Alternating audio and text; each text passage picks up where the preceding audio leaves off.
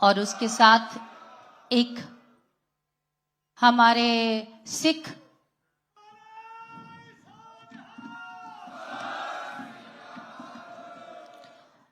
हरिमंदिर साहिब जी का एक रेप्लिका जो ये बताता है कि आज की ये शहादत जो है हरियाणा की ये धरती, जिसमें यशस्वी हमारे मुख्यमंत्री जिनकी रहनुमाई में, श्री प्रधानमंत्री की अगुवाई, नरेंद्र मोदी जी की अगुवाई में इस पिछले महीने में हमने श्री गुरु तेग बहादुर जी का शहीदी पुरब मनाया, जिसमें उन्होंने, मुझे लगता है पूरी दुनिया में समागम हुए, लेकिन इस धरती को उन्होंने चुना और पूरी दुनिया ने इस चीज का एक बड़ा अपने आप में सम्मान किया कि ये धरती एक पवित्र धरती है, जिस धरती पे हर धर्म के लोगों को इकट्ठा किया गया है।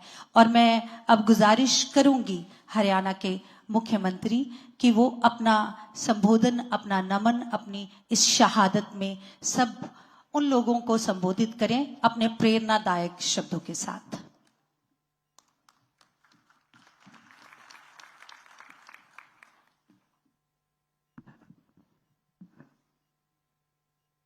परम श्रद्धेय भारत के यशस्वी गृह एवं सहकारिता मंत्री परमादरणीय अमित शाह जी, गुरुद्वारा प्रबंधक कमेटी के हमारे अध्यक्ष, भारतीय जनता पार्टी के माननीय अध्यक्ष, गुरुद्वारा हरियाणा सिख गुरुद्वारा प्रबंधक कमेटी के हमारे सभी सदस्यगण, कालका से हमारी विधायिका श्रीमती शक्ति रानी शर्मा जी, राज्यसभा की हमारी सांसद रेखा शर्मा जी, उपस्थित सत्कार के योग साध संगत जियों,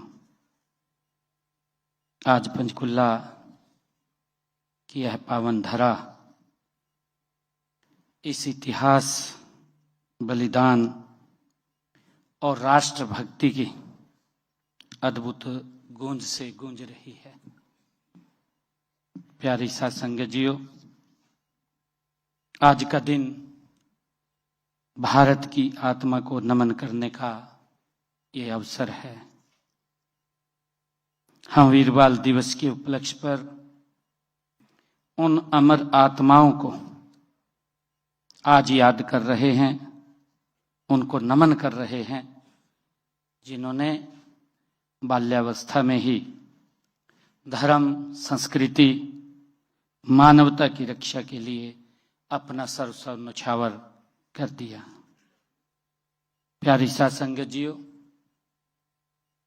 यह दिन हमें श्री गुरु तेग बहादुर जी, श्री गुरु गोविंद सिंह जी के उन 4 वीर सपूतों की याद दिलाता है, जिनमें छोटे साहिबजादे बाबा जोरावर सिंह जी, बाबा फतेह सिंह जी का बलिदान विश्व इतिहास में अद्वितीय है। प्यारी साध संगत जियों, अत्याचार, भय और प्रलोभन के सामने भी जिन बाल हृदयों ने अपने धर्म से समझौता नहीं किया, वे भारत की चेतना है।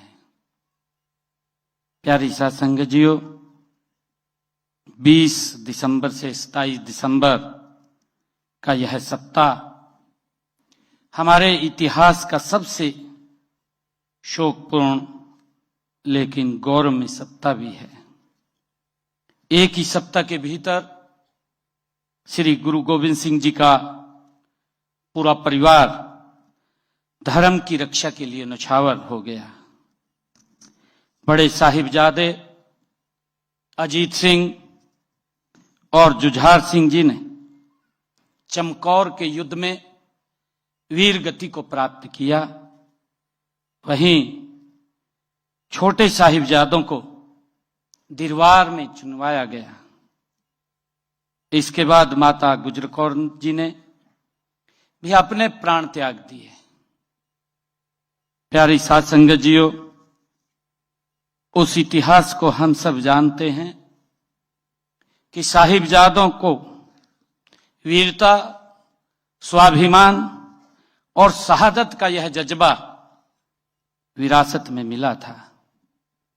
उनके दादा, जिन्हें हिंद की चादर भी कहा जाता है, श्री गुरु तेग बहादुर साहिब जी ने केवल 29 साल पहले सन 1675 में देश व धर्म की रक्षा के लिए अपना शीश कुर्बान कर दिया।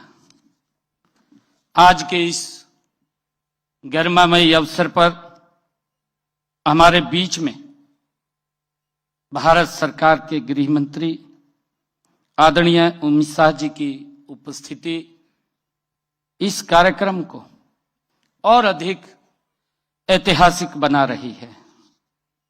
राष्ट्र की सुरक्षा, एकता और अखंडता के सशक्त प्रहरी के रूप में आपने देश को एक नई दृढ़ता दी है।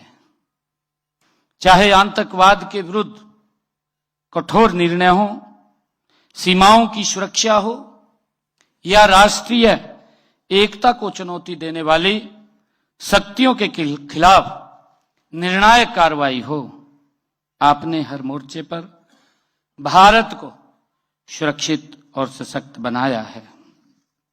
मान्यवर, आपका दृष्टिकोण, अड़िग संकल्प और निडर निर्णय क्षमता आज के भारत की पहचान बन चुकी है। आपने यह सिद्ध किया है कि जब नेतृत्व में दृढ़ इच्छा शक्ति हो तो असंभव को भी संभव बन जाता है। आज जब आप इस ऐतिहासिक अवसर पर वीर बाल दिवस जैसे पावन आयोजन की आप अध्यक्षता कर रहे हैं, तो यह संदेश और भी प्रबल हो जाता है कि भारत अपने बलिदानी इतिहास को केवल स्मरण नहीं करता, बल्कि उसे अपने वर्तमान और भविष्य की दिशा भी बनाता है। प्यारी साध संगत जियो, हमारे लिए यह और भी गर्व की बात है कि आज आपने अपने कर कमलों से भारत रत्न पूर्व प्रधानमंत्री अटल बिहारी वाजपेयी जी की प्रतिमा का भी अनावरण किया है। आपने उनके जीवन पर आधारित कॉफी टेबल बुक का भी विमोचन तथा रक्तदान शिविर का उद्घाटन करके उन्हें सच्ची श्रद्धांजलि दी है। इसके अलावा आपने हरियाणा के विजन डॉक्यूमेंट 2047 का भी आज आप विमोचन करेंगे। आदरणीय मान्यवर, 1984 के दंगा पीड़ित के परिजनों को आप नियुक्ति पत्र भी देंगे। आज ही आपने वीर साहिबजादों के जीवन पर आधारित कॉफी टेबल बुक का विमोचन भी आपके कर कमलों द्वारा होगा। मान्यवर, हम सब जानते हैं कि वीर बाल दिवस की परिकल्पना माननीय प्रधानमंत्री नरेंद्र मोदी जी द्वारा की गई, ताकि देश का प्रत्येक बालक बालिका साहिबजादों के साहस, त्याग और धर्म निष्ठा से उनसे प्रेरणा ले सके। यह दिवस हमें याद दिलाता है कि राष्ट्र निर्माण केवल शस्त्रों से नहीं बल्कि संस्कारों से होता है। मान्यवर, आज पंचकुला की इस धरती से यह संदेश पूरे देश में जाएगा कि भारत अपने शहीदों को कभी नहीं भूलता। शहीद साहिबजादों का बलिदान हमें सिखाता है कि अन्याय के सामने झुकना विकल्प नहीं है। उनका जीवन, उनका बलिदान आज के युवाओं के लिए चरित्र, साहस, आत्मबल का एक पाठ भी है। मान्यवर, मैं पुनः इस ऐतिहासिक अवसर पर आप यहाँ आज इस ऐतिहासिक अवसर पर पधारे हैं। आपने यहाँ पर जो वीर साहिबजादों के जीवन के ऊपर एक यहाँ एग्जीबिशन भी लगी हुई है, आपने उसका भी आज अनावरण किया है, उसको भी देखा है। आप यहाँ पधारे हैं, मैं पुनः हरियाणा की तरफ से आपका माननीय अमित शाह जी हार्दिक स्वागत करता हूँ, आपका अभिनंदन करता हूँ। आपकी उपस्थिति हमारे लिए प्रेरणा है, हमारा संबल है। हमें पूरा विश्वास है कि आपका मार्गदर्शन देश को नई ऊंचाइयों तक ले जाएगा। मैं पुनः आपका बहुत बहुत यहाँ स्वागत और अभिनंदन करता हूँ। वाहेगुरु जी दा खालसा, वाहेगुरु जी दी फतेह।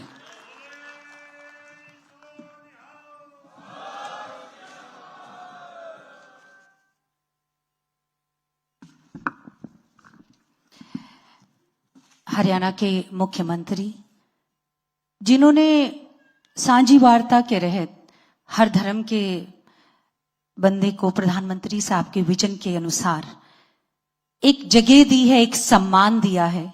हम सब लोगों ने पिछले महीने श्री गुरु तेग बहादुर जी का शहीदी समारोह मनाया और आज उन नन्हे बच्चों की शहादत, उन शहीदों का ये हम हफ्ता मनाते हैं जिसमें गुरु साहब ने सारे का सारा परिवार ने शावर कर दिया ताकि धर्म को ये बता सकें कि अगर आप गुरुओं की परंपरा पे चलना चाहते हैं तो आप में अपने बलिदान, अपने परिवार का बलिदान देने की क्षमता होनी चाहिए। उनका इतिहास पूरी दुनिया को उजागर है, उनके बारे में पढ़ा लिखा जा सकता है। कहते गर हिंद की खातिर गुरु तेग बहादुर ने अपना आप शीश बलिदान नहीं किया होता, अगर गुरु गोविंद सिंह जी ने अपने बच्चों को कुर्बान नहीं किया होता तो मिट जाता दुनिया से नाम सती उनका, हिंद का नाम हिंदुस्तान नहीं होता।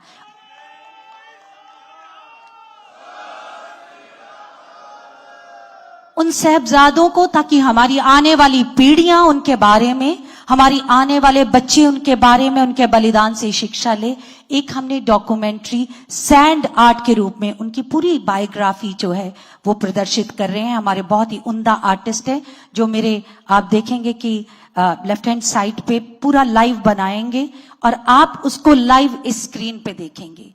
उनकी जीवनी के बारे में ये रोंगटे खड़े कर देने वाला इतिहास है, ये हिंदुस्तान को एक नई दिशा देने वाला इतिहास है। तो हम देखते हैं एक सैंड शो।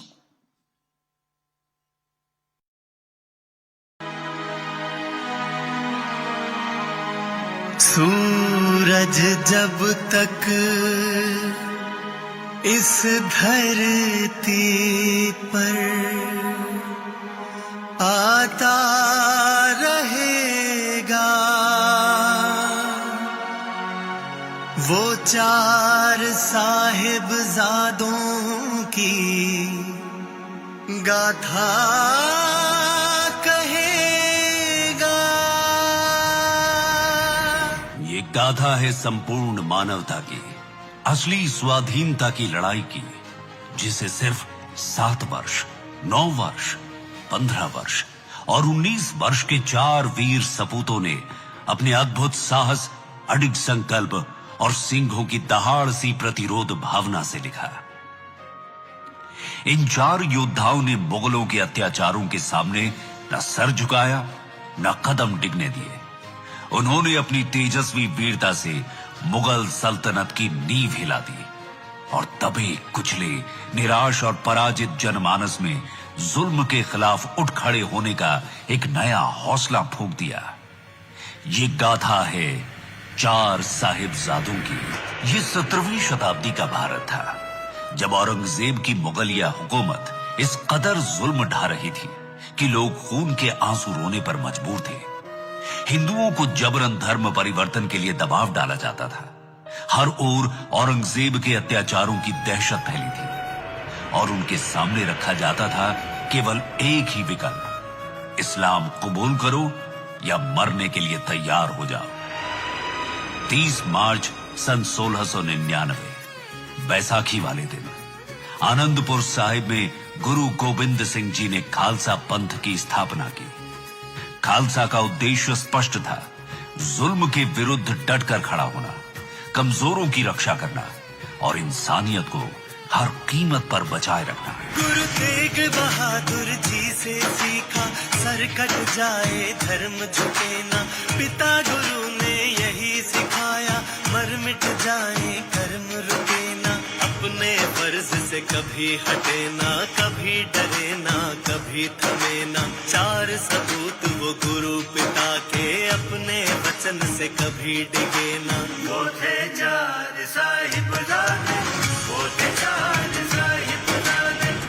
श्री गुरु गोविंद सिंह जी के इन चार साहिबजादों के नाम थे साहिबजादा अजीत सिंह, साहिबजादा जुझार सिंह, साहिबजादा जोरावर सिंह और साहिबजादा फतेह सिंह। इन चारों साहिबजादों ने आंखें खोली एक ऐसे घर में जहां साहस घर की नींव में था, दीवारें धर्म थी और छत था अकाल पुरख का आशीर्वाद। मुगल फौज के कपट में शामिल हो गए चंद पहाड़ी राजे। कसमें तोड़ी वचन बिछोड़ा, तोड़ दिए जो किए थे वादे। मजलूमों का न खून बहे, इस खातिर दिले को छोड़ दिया। गुरु साहिब संग माता सुंदरी, संग चले सब साहिबजादे। वो थे चार साहिबजादे, वो थे चार साहिबजादे।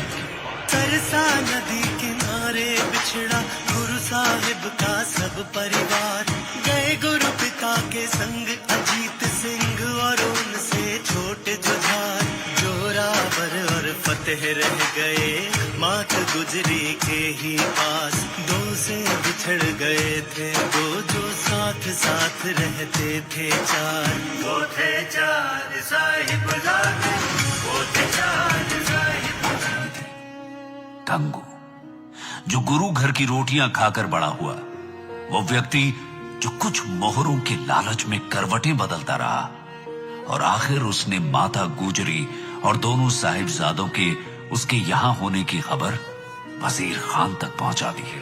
ठंडे बुर्ज में सर्द हवा में वाहे गुरु का नाम सहारा। दो नन्हों को लगा किसी ने, दादी माँ ने बहुत दुलारा। उड़ती में ही मिला था साहस, बच्चों का मन तनिक नहारा। ठिठुर रहा था जर्रा जर्रा, बुझा न हिम्मत का अंगारा। वो थे चार साहिबजादे, वो थे चार साहिबजादे। 6 दिसंबर 1705 का ये दिन था। उधर जैसे ही सरसा नदी का पानी कम हुआ, मुगल फौजें टिड्डी दल की तरह उस पार आ गई। गुरुजी और उनके 40 सिंहों का पीछा करते हुए वे चमकौर की कच्ची गढ़ी तक पहुंच गई और देखते ही देखते गढ़ी चारों तरफ से घिर गई। एक पिता ने धर्म और मानवता की रक्षा के लिए अपने पुत्र को आक्रमणकारियों को रौंदने के लिए मैदान में उतारा। अब जहां साहिबजादा अजीत सिंह बढ़ते, वहीं मुगल ढहते दिखते। उनकी हर चाल, उनके हर वार और साहस ने कुछ ही पलों में सैकड़ों दुश्मनों को रणभूमि में पटका। चमकौर की इस गढ़ी से साहिबजादा जुझार सिंह ने उस दिन अपने भाई साहिबजादा अजीत सिंह को शेर की तरह लड़ते और शहादत पाते देखा था। अब साहिबजादा जुझार सिंह भी तैयार थे। उन्होंने श्री गुरु गोविंद सिंह जी से जंग में जाने की इच्छा जताई, ये जानते हुए भी कि ये मृत्यु का मार्ग है। गुरु गोविंद सिंह ने उन्हें गले लगाया और एक पल भी नहीं लगाया। दूसरे पुत्र को अगले सिंह जत्थे के साथ रणभूमि में उतार दिया और अंततः एक शेर की तरह अंतिम सांस तक वीर योद्धा की भांति लड़ते हुए शहीद हो गए। एक पिता के 2 पुत्र, अब बाकी सिंह शहीदों के साथ अमर हो चुके थे। इतिहास के पन्नों में उनकी अमरता, साहस और शहादत का अध्याय सुनहरे अक्षरों में लिखा जा चुका था। गुरु साहिब की आंखों में गर्व था कि उनके दोनों बेटे धर्म, मानवता और अत्याचार के विरुद्ध डटकर लड़ते हुए वीर गति को प्राप्त हुए। लेकिन इतिहास को अभी एक और अधूरा पन्ना लिखना था। ये 12 दिसंबर 1705 की ठंडी सुबह थी। रात भर ठंड में ठिठुरने के बाद सुबह होते ही दोनों छोटे साहिबजादों को वजीर खान के सामने पेश किया गया। सभा में पहुंचते ही बिना किसी हिचकिचाहट के दोनों साहिबजादों ने पूरे जोश और गर्व के साथ खालसा पंथ का जयकारा लगाया। वजीर खान ने भरी सभा में उनसे इस्लाम कबूल करने को कहा। तरह तरह के लालच दिए गए, जान बख्श देने का वादा किया गया, लेकिन छोटे साहिबजादों ने साफ इनकार कर दिया। सरहिंद के नवाब वजीर खान को इसकी आदत नहीं थी, तो नन्हे बालक उसके किसी झांसे में नहीं आ रहे थे।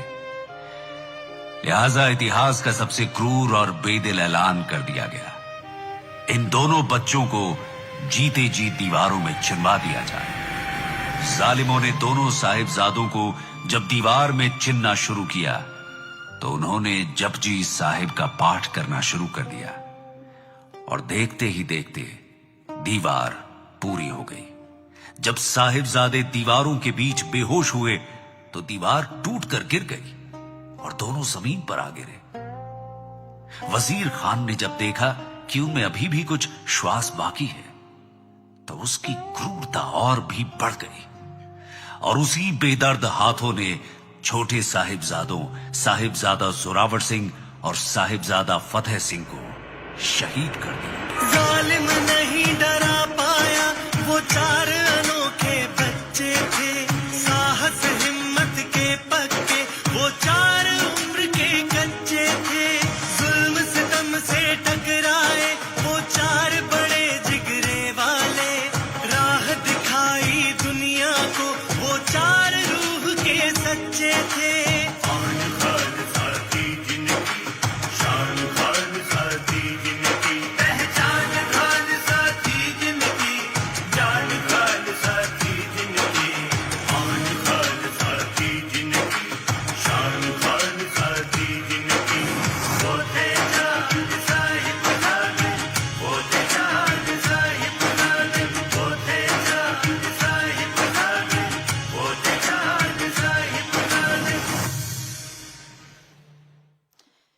फानूस बनकर जिसकी हिफाजत हवा करे, वो शम्मा क्या बुझेगी।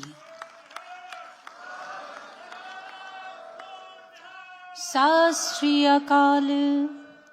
फानूस बनकर जिसकी हिफाजत हवा करे, वो शम्मा क्या बुझेगी जिसे रोशन खुदा करे। गुरुओं की ये परंपरा, जिन्होंने अपना पूरा परिवार एक हफ्ते में नशावर कर दिया, हमें ये बताया कि रास्ता कोई भी हो, लेकिन जब बात तुम्हारे धर्म पे आए, जब तुम्हारे देश पे आए, तो फिर बलिदान लाजिम है। उसी कड़ी के अंतर्गत हमने जहां अपने सैंड शो देखा है, उनकी बायोग्राफी, क्योंकि इतिहास साहित्य एक ऐसी चीज है, जब हम नहीं होंगे, आप नहीं होंगे, इतिहास और साहित्य हमेशा पढ़ा जाता है। एक कॉफी टेबल बुक जो है वो छोटे साहिबजादों की बायोग्राफी पे, उनकी जीवनी पे हमने बनाई है। मैं आज के मुख्य मेहमान माननीय केंद्रीय एवं सहकारिता मंत्री अमित शाह जी, उनको बोलूंगी कि वो रिलीज करेंगे, मुख्यमंत्री साहब उनके साथ।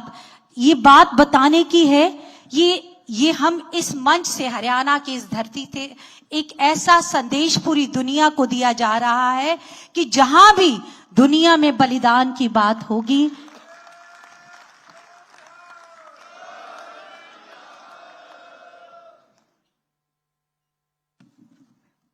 है बहुत अंधियारा, अब सूरज निकलना चाहिए।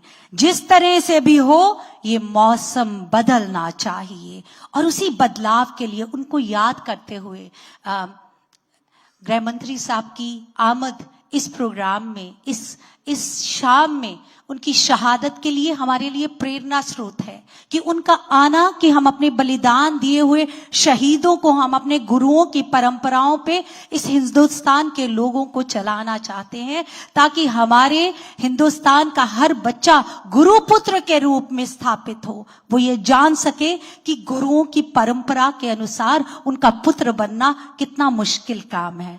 इसके बाद एक प्रधानमंत्री साहब की विजन है कि सबका साथ सबका विकास, और विकास तभी होता है जब जन जन का विकास हो। और मुख्यमंत्री साहब ने हरियाणा के लोगों के बहुत सारे एक्सपर्ट्स के साथ डिस्कशंस हुई, 200 से ज्यादा लोग इसमें शामिल हुए, दिन रात किया गया, क्योंकि वो हरियाणा को, उनका जज्बा जो है, उनका धरा से प्यार है, जो मिट्टी के पुत्र है वो, उनका मन है कि हर बंदा मेरे हरियाणा का उस विकास का प्रधानमंत्री के विजन के अनुसार गृह मंत्री जी के नेतृत्व में विकसित हो। तो एक विजन डॉक्यूमेंट जो है वो रिलीज किया जाएगा आज। सो मैं गुजारिश करूंगी मुख्यमंत्री साहब को कि अपना विजन डॉक्यूमेंट हरियाणा का, जो 2047 तक हमने देखा है कि कैसा हरियाणा हो, 2 वर्षों की परामर्श प्रक्रिया, 350 विशेषज्ञों की भागीदारी।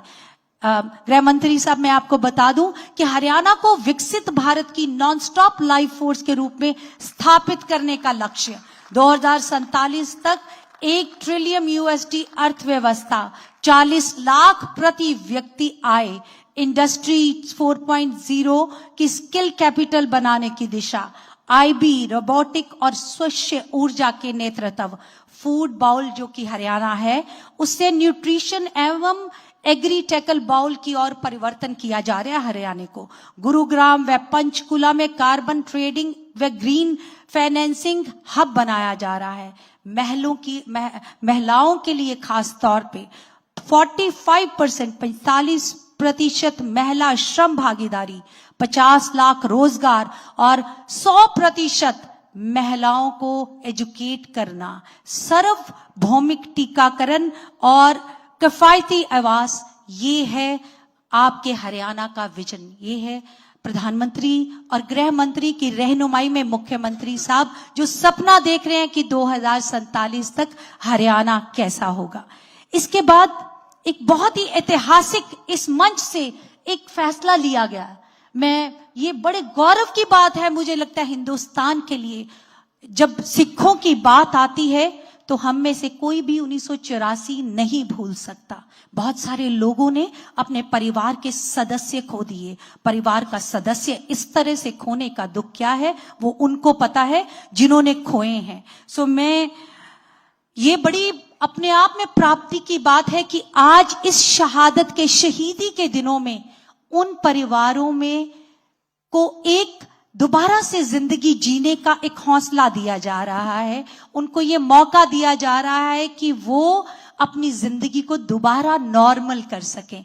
और आज उनको हरियाणा सरकार की तरफ से प्रधानमंत्री जी के विजन के रहनुमाई में उनको सरकारी नौकरियों का पत्र, नियुक्ति पत्र दिया जा रहा है, ताकि वो शहादत याद करते हुए कोई भी दुख, अगर आप चाहते हैं कि आपका हिंदुस्तान सक्षम लोगों से हो तो पुराने घाव भरने पड़ेंगे। ये एक मरहम लगाई जा रही है जिसके नेतृत्व में मुझे लगता है कि ये सबके लिए बहुत बड़ी बात होगी। तो मैं चाहूंगी कि हमारे वो लोग जिनको आज नियुक्ति पत्र दिए जा रहे हैं वो प्लीज मंच पे आ जाए। सबसे पहले मैं आमंत्रित करूंगी जसप्रीत कौर गुरुग्राम से, वो अपने नियुक्ति पत्र के लिए आएंगी मंच पे।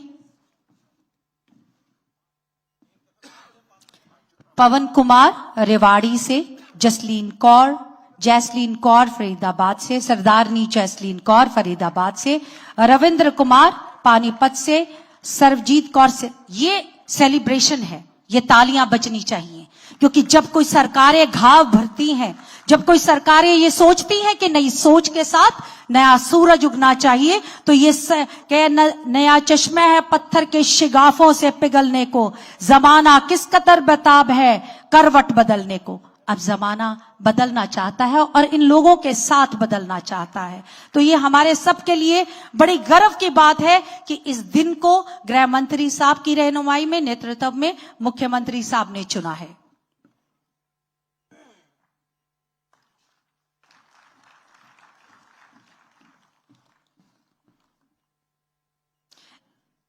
जैस्लीन कौर, रविंद्र कुमार पानीपत से, सर्वजीत कौर सिरसा से।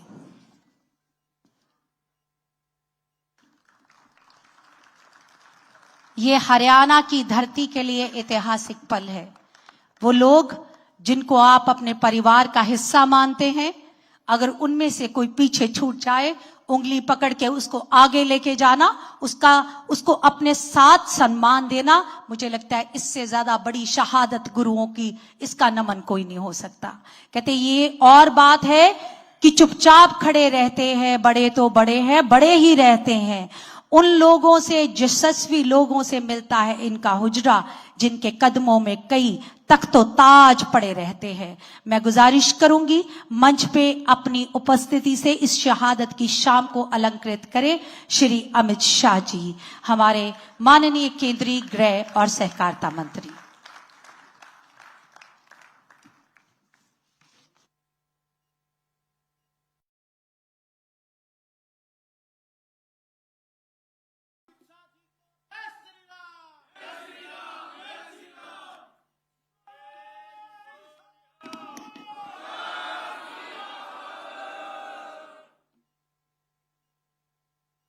मेरे साथ सभी लोग बोलेंगे, बोले सो निहाल।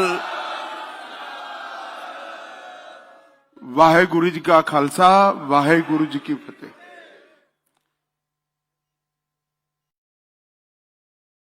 न केवल भारत, पूरी दुनिया के बच्चों को जिस कार्यक्रम से प्रेरणा मिले,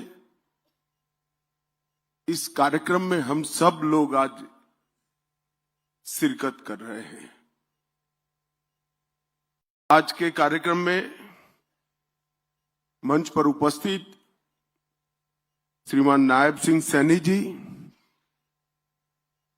श्री हरविंदर कल्याण जी, अध्यक्ष हरियाणा विधानसभा, सम्माननीय श्याम सिंह राणा जी, कृषि मंत्री हरियाणा, श्री अरविंद शर्मा जी, कोऑपरेटिव मिनिस्टर हरियाणा, अनुराग रस्तोगी जी, मुख्य सचिव हरियाणा सरकार, मोहनलाल कौशिक जी, प्रदेश अध्यक्ष हरियाणा, आदरणीय जगदीश सिंह जिंडा जी, हरियाणा गुरुद्वारा प्रबंधक कमेटी के अध्यक्ष श्री राजेश खुल्लर जी, बहन रेखा शर्मा जी, संत बलविंद सिंह दादूवाल जी, श्रीमती शक्ति रानी शर्मा जी, और आज वीर साहबजादों के प्रति, दशम पिता के प्रति शुक्राना व्यक्त करने के लिए आए हुए संगत के सभी भाइयों को मेरा प्रणाम, नमस्कार। आज एक इस प्रकार का कार्यक्रम है कि मन शोक से भी भर जाता है और गर्व की अनुभूति भी करता है। मैं अभी बाहर एक प्रदर्शनी देखकर आया। यहां एक कलाकार ने बड़े मन से वीर साहबजादों का जीवन कवन रेत से बनाकर दिखाया। जब इनकी शहादत की बात कोई व्यक्त करता है तो एक और तो मन में दुख, दर्द और शोक भी एक टीस उठती है कि जिन्होंने अभी जीवन को देखा ही नहीं था, वो बच्चों को इतनी क्रूरता से मार दिया गया, तो शहीद हो गए। और दूसरी ओर छाती गर्व से फूल भी जाती है, मैं ऐसे देश में पैदा हुआ हूं जहां एक बंदा अपने चारों साहबजादों को देश और धर्म के लिए समर्पित करने से नहीं चूकता है। मैं आज जब इस मंच पर आया हूं तब गुरु नानक देव साहब से लेकर दशम पिता तक पूरी सिख गुरु परंपरा को मन पूर्वक प्रणाम कर मेरी श्रद्धा व्यक्त करता हूं। आज हम यहां पर एकत्रित हुए तब मैं मां गुजरी जी के त्याग, धैर्य, बच्चों को दिए हुए संस्कार और उनके मातृत्व को भी मन पूर्वक प्रणाम करना चाहता हूं। और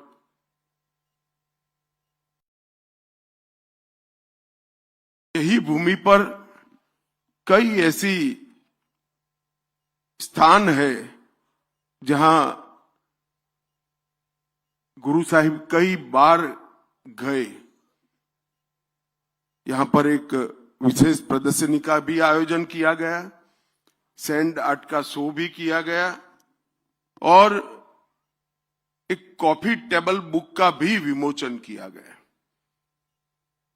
84 के दंगों के घाव को मरहम लगाने के लिए भी एक सरकारी योजना का यहां पर लोकार्पण किया गया। परंतु आज हम सब एकत्रित हुए हैं 4 साहबजादों की शहीदगी, इनकी वीरता, इनके बलिदान को याद करने के लिए। पोह का ये महीना ये भारत के स्वतंत्रता के इतिहास में बहुत दर्दनाक महीना माना जाता है।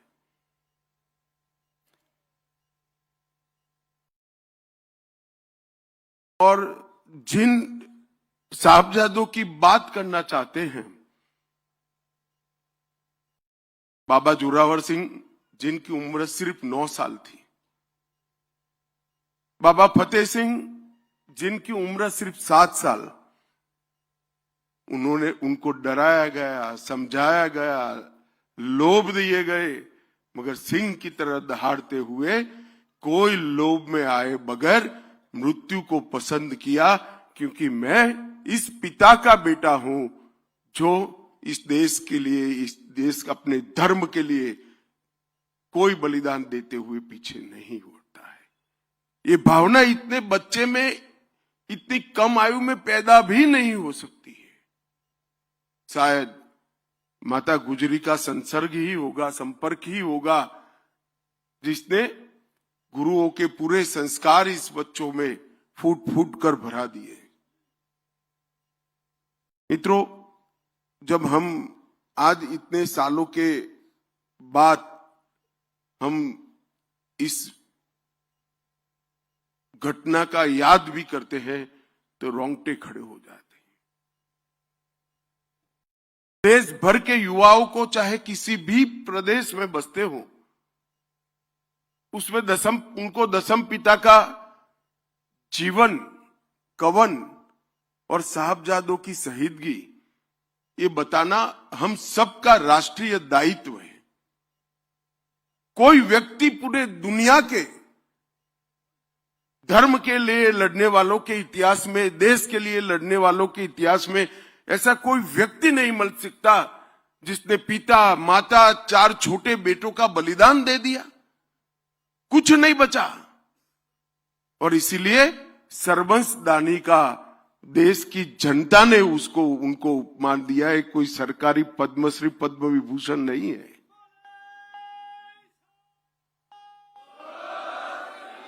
अपने पिता, अपनी माता, अपने 4 बच्चों का बलिदान करने के बाद भी लड़ाई को चालू रखा। और जब बाबा बंदा बहादुर ने यहां आकर बदला लिया, तब पूरी दुनिया को मालूम पड़ा कि अंत में तो सत्य की ही विजय होती है, सत्य का ही जय होता। ये जो जुझारूपन है, धर्म के प्रति समर्पण है, मातृभूमि के प्रति प्यार है, ये पूरे देश के सभी लोगों को जानकारी देने का एक अवसर है।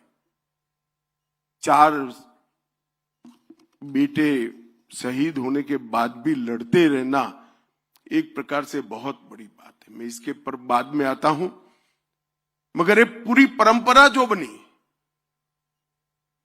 सबसे पहले मुगल का आक्रमण हुआ बाबर के समय में। उस वक्त नानक देव जी महाराज थे। गुरु नानक देव जी ने भी इसका विरोध किया। तब से लेकर दसम पिता तक, गुरु गोविंद सिंह जी तक इसका लड़ना चालू रहा। और विधि का संयोग देखिए, बाबर आया तब नानक देव जी महाराज थे, और औरंगजेब समाप्त हुआ वही कालखंड में 5-10 साल आगे पीछे दसम पिता थे। तो मुगलों की समाप्ति भी 10 गुरुओं के कालखंड में ही हुई। और ये लंबी लड़ाई हर मोर्चे पर लड़ी गई। नानक देव जी के जीवन की 4 उदासियों को जो जानता है, और उदासियों का एक बार आप रूट देख लोगे, उनका मार्ग देख लोगे, तो कोई व्यक्ति पैदल चलकर धर्म के प्रचार के लिए यहां से काबा तक और यहां से कर्नाटक, तमिलनाडु तक कैसे जा सकता है?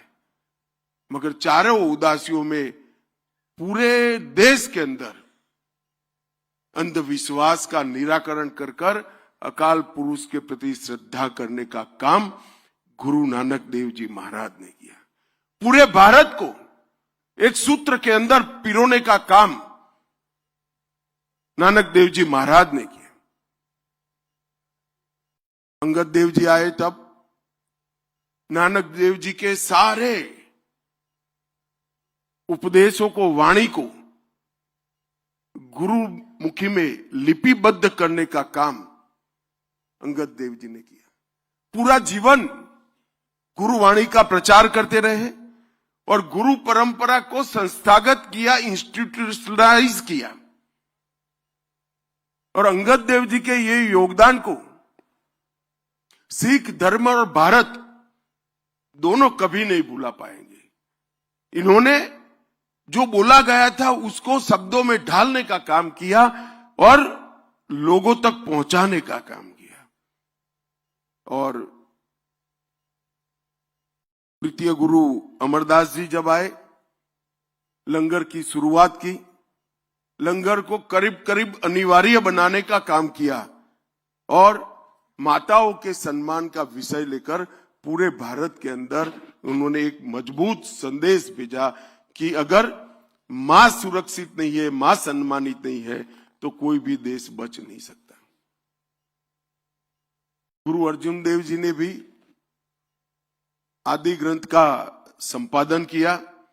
इसमें सिर्फ गुरुओं की वाणी नहीं, महाराष्ट्र के संत नामदेव, बंगाल के जयदेव, काशी के रामानंद जी, सभी धर्म के अलग अलग संतों फकीरों की वाणी को समाहित करने का उन्होंने काम किया। और इसीलिए सिख धर्म को कहा जाता है कि एक ही धर्म का धर्म पुस्तक ऐसा है जो गुरु ग्रंथ साहब की रचना अंत में हुई। इसमें सिर्फ गुरुओं की वाणी नहीं है, कई सारे महापुरुषों की वाणी को अंदर समाहित करने का काम किया। और गुरु अर्जन देव जी ने पूरे भारत के आध्यात्म के सार को एक ग्रंथ में सुरक्षित करने का काम किया। मगर जब छठे पातशाह का आगमन हुआ, हरगोविंद साहिब जी, उस वक्त सिर्फ उपदेश से काम नहीं चलने वाला था। मीरी और पीरी की कल्पना छठे पातशाह ने रखी कि धर्म की, भक्ति की ध्वजा ऊंची रहेगी, मगर सुरक्षा की ध्वजा भी साथ में रहनी पड़ेगी। और पहली बार मुगलों के जुल्म के खिलाफ गुरुओं की परंपरा ने आगे बढ़ने की शुरुआत की। जब ग्वालियर के किले में 52 हिंदू राजाओं को कैद कर लिया गया था, दीपावली के दिन इस सबको छुड़ाने का काम गुरु हरगोविंद सिंह जी ने किया। इसीलिए आज भी दीपावली को बंदी छोड़ दिवस के रूप में मनाने का काम हम करते हैं। वहां से आगे आए गुरु हरराय जी ने करुणा, प्रकृति और औषधि, ये तीनों को धर्म के साथ जोड़ने का काम किया। और भारत की परंपरा, घायल कोई भी हो, दर्दी कोई भी हो, दुश्मन भी क्यों ना हो, उसको पानी भी देना चाहिए, दवाइयां भी देनी चाहिए, इसका उपचार भी करना चाहिए। ये बड़प्पन उस जमाने में जब धर्मांध लोग सिर्फ आप मेरे धर्म को स्वीकार नहीं करते इसलिए जिंदा जला देते थे, काट देते थे। उस जमाने में कि घायल कौन है मत छोड़ो, देखो घायल शत्रु की भी सेवा करो, ऐसे उच्च विचार प्रस्थापित करने के काम किया। अल्पायु में गुरु हरकिशन साहिब जी ने भी सेवा का बहुत बड़ा उदाहरण दिया। चेचक महामारी के समय प्राणों की परवाह करे बगैर दिल्ली और इर्द गिर्द के इलाकों में सेवा की एक बहुत बड़ी परंपरा उन्होंने स्थापित की। और फिर आता है हिंदी चादर नवम गुरु।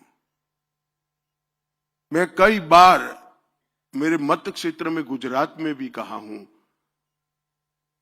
अगर गुरु तेग बहादुर न होते तो हम कोई हिंदू न होते, कोई सिख नहीं होता, पूरा भारत समाप्त हो गया होता।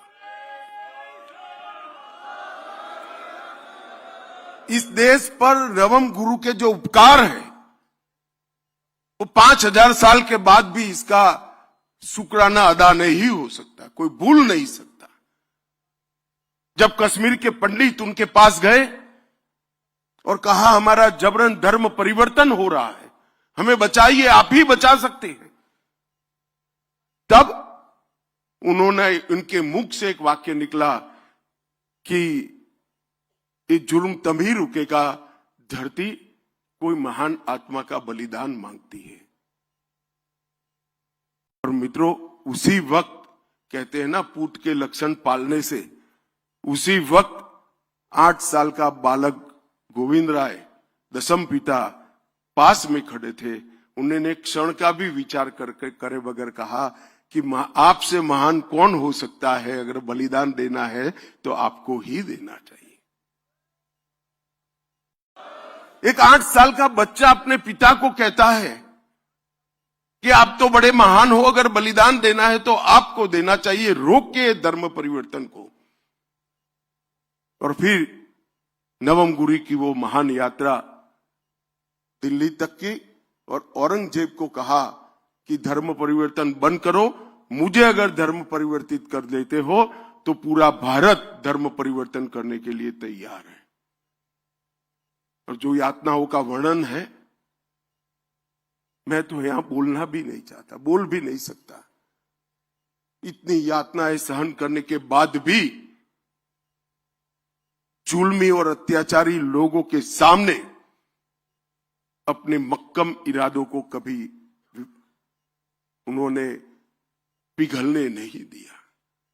ढेर सारी यातनाएं सहन कर अपना बलिदान दिया। दिल्ली का शीशगंज गुरुद्वारा आज भी और सैकड़ों साल बाद भी सभी देशभक्तों के लिए सबसे बड़ा तीर्थ स्थान बना हुआ पड़ा है। और ये सभी देश के लोगों को दिखाता है कि एक व्यक्ति अगर चाहे तो शासक कितना भी जुर्मी हो कुछ नहीं कर सकता। व्यक्ति का बलिदान उसको शासक से ऊपर उठा लेता है। और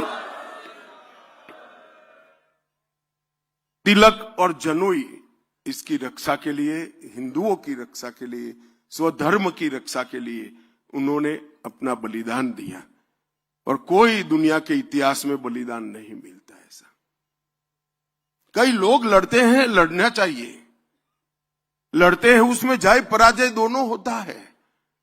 मगर आप जब जाकर कहकर जाते हो ऐसे जुर्मी शासक के सामने कि आप अगर मुझे धर्म परिवर्तित कर दोगे तो पूरा भारत धर्म परिवर्तित हो जाएगा। उनको मालूम था कितने अत्याचार होंगे और उनको डराने के लिए उनके साथियों पर भी अत्याचार किए गए, हिम्मत तोड़ने के लिए। मगर जरा भी डिगे बगैर अपना बलिदान दिया। और वो ही प्रेरणा दसम पिता के लिए एक बहुत बड़ा संस्कार का स्रोत बन गई। और दसम पिता ने जो किया वो तो बड़ा कमाल कर दिया। खालसा पंथ की स्थापना की और उनको कई लोग आज भी झिझकते हैं, मगर मैं हमेशा कहता हूं कि ये नवम गुरु और दसम पिता न होते तो भारत में कोई भी ना हिंदू होता ना सिख होता, सब हमारे संस्कार धर्म समाप्त हो जाते। और इसीलिए उनको हिंद की चादर कहते हैं। उनको पंजाब की चादर नहीं कहा, उनको हिंद की चादर कहा गया। पूरे इतने विशाल देश के सभी धर्मों की रक्षा के लिए उन्होंने अपना बलिदान दिया। और दसम पिता के जीवन को तो कौन भूल सकता है। इतनी कम आयु का जीवन, इतना विद्वान व्यक्ति, फारसी भी बोल सकते थे, ब्रज भाषा भी बोल सकते थे, संस्कृत बचपन से सीखे थे, गुरुमुखी में कई ग्रंथों की रचना की, लगभग 7 भाषाओं को अच्छे तरीके से वो जानते भी थे और बोल सकते थे। बहुत अच्छे कवि थे, बहुत अच्छे घुड़सवार थे। अभी एक युवा सिख बच्चा मेरा पगड़ी बांध रहा था, उसको मालूम नहीं होगा कि गुरु साहब पगड़ी बांधने की स्पर्धा करते थे और बड़ा इनाम देते थे उनको, जो अच्छी पगड़ी बांधते थे उनको। घुड़सवारी, तीरंदाजी और बहुत बड़ी आध्यात्मिक विरासत का वारस, इतना सब कभी भी ईश्वर एक व्यक्ति में नहीं भरता है। तभी भरता है जब ये युग पुरुष होना होता है। इसीलिए दसम पिता में सारी चीजें एक साथ फूट फूट कर भरी थी। वीरता और बलिदान 2 अलग गुण हैं। कई वीर होते हैं, इनमें बलिदान का गुण नहीं होता है। वीर होते हैं, दुनिया में सबसे बड़े वीर के वीर भी देखे गए हैं, मगर बलिदान का गुण नहीं होता है, समर्पण का गुण नहीं होता है। दसम पिता में वीरता भी थी और बलिदान भी थी। वो भी लड़े, कभी हार नहीं स्वीकार करी, मगर जब 2 बेटे चमकौर साहिब में लड़ने के लिए बाहर निकलने के लिए तैयार हुए, उन्होंने जरा भी दया माया दिखाए बगैर हंसते हंसते कहा, सब जा रहे हैं, तुझे भी जाना चाहिए। और वो भी कोई लड़ने की उम्र नहीं थी, मगर दोनों बेटे को, और युद्ध का परिणाम तो तय था। कच्ची घड़ी के अंदर बैठे थे, चारों ओर समंदर जैसी सेना थी, युद्ध में क्या परिणाम आना था? शहीदगी ही आनी थी। इतने विचक्षण योद्धा को ये मालूम नहीं था क्या? उसको मालूम था, मगर उसने कहा कि धर्म के लिए अगर बलिदान की जरूरत है तो मेरे घर से शुरुआत होनी चाहिए, मेरे साहबजादों ने शुरुआत करनी चाहिए। और दोनों साहबजादे वहां पर शहीद हो गए। हिमालय की तरह अड़िग रहकर लड़े। भूख, प्यास, भय, संख्या की विषमता, ये सब होने के बावजूद भी लड़े। और बाबा अजीत सिंह जी और बाबा जुझार सिंह जी 18 साल और 14 साल, 14 साल के बाबा जुझार सिंह जी जब गए तो मुगल भी दांतों में उंगली दबाकर देख गए कि किस मिट्टी से गुरु गोविंद सिंह जी बने हैं। अपने बेटे को, 14 साल के बेटे को यहां लड़ने भेज दिया। और मित्रों, ये बहुत बड़ी बलिदान के संस्कार को सालों तक आगे ले जाने वाला ये पल था। और जब दोनों बेटे जिंदा दीवार में चुन लिए गए और वो पिता के मन में कोई भाव नहीं होंगे ऐसा नहीं है, मगर उन्होंने इस भाव को कभी ऊपर नहीं आने दिया। और दोनों बेटे दीवार में चुनवा लिए गए और जुर्म और धर्मांधता की एक प्रकार से इंतहा का उदाहरण मुगलों ने दुनिया ने के सामने रखा। और मुझे तो आज भी वो पल की मैं थोड़ा रिवाइंड कैसेट चलाकर दिमाग में सोचता हूं कि माता गुजरी ने पगड़ी ढंग की बांधकर बच्चों को वहां भेजा होगा। वो मां के हृदय पर क्या गुजरी होगी, अपने पोतों को वहां भेजना और इतनी बहादुरी से भेजना कि तुम गुरु गोविंद सिंह जी के बेटे हो, कहीं झुकना मत, डरना मत, धर्म के लिए अड़िग रहना। वो संस्कार बहुत कम लोग अपने बच्चों को दे पाते हैं। मित्रों, जब उनको समाचार मिला कि चारों साहबजादे शहीद हो गए हैं और एक मां ने इनके सामने सवालिया नजर से पूछा कि अब क्या, मेरा तो कोई बेटा ही नहीं बचा। तब ये महान आदमी के मुंह से ऐसे ही निकल गया, चार मुए तो क्या हुआ, जीवित कई हजार। ये बहुत बड़ा मन चाहिए साहब, बहुत बड़ा मन चाहिए।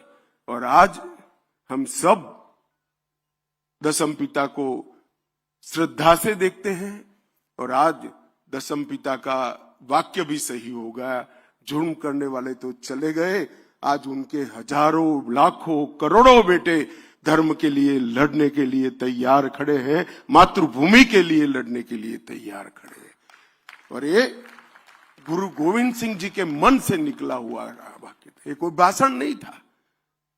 जब अपनी पत्नी हिसाब मांगती है कि मेरे बेटों का क्या हुआ भाई, अब मैं किसको बेटा कहूंगी, तब मन से निकला वो वाक्य थे, चार मुए तो क्या हुआ, जीवित कई हजार। ये वाक्य दशम पिता के मुंह से ही निकल सकता है। जीवन में कभी पराजय को स्वीकारा नहीं, अंत समय तक लड़ते रहे और फौलादी इरादों से एक बहुत बड़ी ताकत को चैलेंज दिया। और मैं निश्चित रूप से मानता हूं कि दशम पिता ने लिखा हुआ पत्र औरंगजेब को अपने मृत्यु की अंतिम घड़ी में भी याद होगा और इसने उसके ईश्वर से जरूर माफी मांगी होगी। इतना नैतिक ताकत, इतनी बड़ी शहादत के बाद आना, ये बहुत बड़ी बात है। और आजादी के बाद इतिहास को एक प्रकार से किसी का कोई इरादा नहीं होगा, मगर एक प्रकार से भुला दिया गया। धर्म के प्रति श्रद्धा, देश के प्रति लगाव और धर्म और देश के लिए शहीदगी का भाव, वो छिपाने की बात नहीं है, इसका महिमा मंडन होना चाहिए। छोटे बच्चों को आज भी साहबजादों की तस्वीर से, इनकी बलिदान से प्रेरणा मिलनी चाहिए। और मोदी जी ने बहुत मन से तय किया कि 9 जनवरी 2022 को प्रकाश पर्व के दिन ने तय किया कि 26 दिसंबर को पूरे देश में वीर बाल दिवस मनाया जाएगा और पूरा देश गुरुओं के वो वीर बालकों के प्रति शुक्राना अर्ज करेगा। आज मैं यहां आया हूं, 3 साल हो गए। 3 साल से इस देश की केरल हो या तमिलनाडु, गुजरात हो या बंगाल, हर प्राथमिक स्कूल के अंदर साहबजादों का 26 दिसंबर को जीवन कवन पढ़ा जाता है। उनके जीवन पर निबंध लिखने की स्पर्धा होती है और उसमें दोनों साहबजादों के नाम से इनाम भी दिया जा सकता है, इनाम भी दिया जाता है। आप कल्पना करिए कितने करोड़ों बच्चों के लिए आज ये दोनों वीर बालक, गुरु के दोनों साहबजादे, दोनों शहीद बालक हमारे वो प्रेरणा का स्रोत बन गए और कई पिताओं के लिए भी स्रोत बने। कई पिता प्रार्थना करते होंगे कि ईश्वर बेटा देना तो ये शहीद साहबजादों जैसा देना जो मुझे भी अमर कर दे इतिहास में। और ये बात जब ये सप्ताह मनाने का तय किया और वीर बाल दिवस को हमने बहुत मन के साथ मनाने की शुरुआत करी है। भारत सरकार ने, सभी राज्य सरकारों ने इसकी सहायता की है। किसी भी पार्टी की हो, किसी ने मना नहीं किया। हर पार्टी की राज्य सरकारों ने इतनी सहायता की है और आज देश भर में साहबजादों को याद किया जाता है। मित्रों, एक प्रकार से नरेंद्र मोदी जी बहुत भाग्यवान प्रधानमंत्री हैं। इसलिए नहीं कि 3 बार चुनाव जीत गए, 3 बार प्रधानमंत्री बने। देखिए, उनके ही प्रधानमंत्री काल में गुरु तेग बहादुर जी का 350वां शहीदी दिवस आया। नानक देव जी महाराज का 550वां प्रकाश पर्व आया। तेग बहादुर जी का 400वां प्रकाश पर्व आया और सरबंसदानी दसम पिता का 350वां भी प्रकाश पर्व उन्हीं के कालखंड के आया। ये भी गुरुओं की कृपा है कि एक ही प्रधानमंत्री के कालखंड में प्रथम गुरु नानक देव जी महाराज से लेकर दसम पिता तक सभी के जीवन से जुड़ी हुई घटनाएं आई और ये पूरी सिख गुरुओं की परंपरा को देश और दुनिया के सामने रखने में नरेंद्र मोदी सरकार ने कोई कसर नहीं रखी। कई सारे ऐसे इश्यू थे। FCRA का हरमिंदर साहिब का रजिस्ट्रेशन, करतारपुर साहिब का गलियारा, एक इसके साथ साथ 3 दशक के बाद सिख दंगों के जितने भी पीड़ित हैं वो केसों को रीओपन कर जिन्होंने गुनाह किया था उनको जेल के पीछे डालने का काम किया। 5 लाख रुपया मुआवजा दिया और अब सैनी साहब नौकरी भी ढूंढ कर दे रहे हैं। मैं तो बहुत धन्यवादी हूं सैनी का कि इन्होंने इतने समय के बाद परिवारों को ढूंढकर नौकरी देने का काम किया। जलियांवाला बाग का स्मारक बनाया। अफगानिस्तान, पाकिस्तान, बांग्लादेश में जो सिख परिवार थे, यहाँ शरणार्थी बनकर आए थे, उनको नागरिकता देने का काम किया। और जम्मू कश्मीर में भी 1.16 लाख मतलब 1,16,000 परिवार थे जिनको जम्मू कश्मीर की नागरिकता नहीं मिलती थी। धारा 370 हटने के बाद उनको नागरिकता देने का भी काम कर दिया। मुझे कई बार मेरे मन में सवाल आता है कि आजादी के बाद जब विभाजन की चर्चा होती होगी तो विभाजन कागज पर तो नहीं हुआ, कभी ना कभी इसकी चर्चा हुई। ये पाकिस्तान में जाएगा, ये भारत में रहेगा। अब इतने नजदीक करतारपुर साहिब था, ये क्यों छोड़ दिया, मेरी समझ में नहीं आता है। या तो विभाजन करने के लिए, तय करने के लिए ऐसे लोग बैठे थे जिनको ये परंपरा का ज्ञान ही नहीं होता। मैं आज बहुत फक्र के साथ कहता हूं कि जो पंथ निरपेक्षता की बात करते हैं, सर्वधर्म समभाव की बात करते हैं, सिख पंथ से ज्यादा सर्वधर्म समभाव रखने वाला कोई और पंथ नहीं हो सकता, कोई और धर्म नहीं हो सकता। और नानक देव साहब का इतना बड़ा स्थान जिसको यहां श्रद्धालु दूरबीन से देखते हैं थे, आज उनकी ही कृपा है कि प्रतिदिन 15,000 लोग जा पाए। इस प्रकार की व्यवस्था करने में हम सफल हुए हैं और आज हम सब लोग वीर बाल दिन के सप्ताह के रूप में यहाँ चारों साहबजादों के अमर बलिदान को याद करने के लिए आए हैं। मेरा सबसे अनुरोध है कि स्कूलों में तो जो करिए वो करिए, मोहल्ले में जो करिए वो करिए, मगर अपने परिवार वालों को, अपने बच्चों को, अपनी नई पीढ़ी को इस साहबजादों का बलिदान और दसम पिता का जीवन जरूर बताइएगा। वो भारत को किसी संकट के समय में बचा लेगा, इसका मुझे विश्वास है। आप सभी का बहुत बहुत धन्यवाद। आप यहाँ पधारे, आपके साथ बात करने का मौका दिया, और फिर से एक बार मेरे साथ बोलेगा, बोले सो निहाल। सत श्री अकाल। वाहे गुरु जी का खालसा, वाहे गुरु जी की फतेह। बहुत ही भावनात्मक इतिहास के बारे में चर्चा। गृह मंत्री साहब, आपको एक चीज और मैं जरूर बताना चाहूंगी। आपने सैनी साहब को बहुत ही, मुझे लगता है कि ये बहुत जरूरी होता है कि हम उनको शाबाशी, उनका प्रोत्साहन करें। लेकिन जो सबसे बड़ी बात है, मेरा संबंध पंजाब से है, इनके दरवाजे रात को 12-1 बजे तक लोगों के लिए खुले हैं। ये बहुत बड़ी बात है मुख्यमंत्री के लिए। मैंने दोनों स्टेटों के बहुत सारे मुख्यमंत्री के साथ काम किया है, लेकिन ये वाहिद ऐसे शख्स हैं कि रात के 12 बजे भी जब इनका दरवाजा कोई खटखटाता है, आवाम के लिए जो नेता इस तरह से जुड़ा है, ये हरियाणा के लिए बड़ी भाग्य की बात है। पूरे सिख समुदाय की तरफ से मैं आपकी बहुत शुक्रगुजार हूं कि आपने उनकी शहादत को, हमारे उन बलिदानों को हमारे आने वाली पीढ़ियों तक के लिए ऐसी प्रेरणा में अपने शब्दों में किया।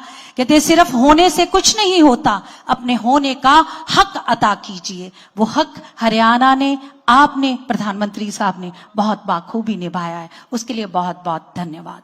बहुत बहुत शुक्रिया आप सबका, जिन्होंने इस शहादत को याद करके लेके जाना है यहां से। जैसे उन्होंने कहा, अपने बच्चों को बताना है, हमें सबको सरहंद जाना है। मंदिर में है मूर्ति और सीता जी के साथ राम, जिसकी जितनी चाकरी उसके उतने दाम। बहुत बहुत शुक्रिया।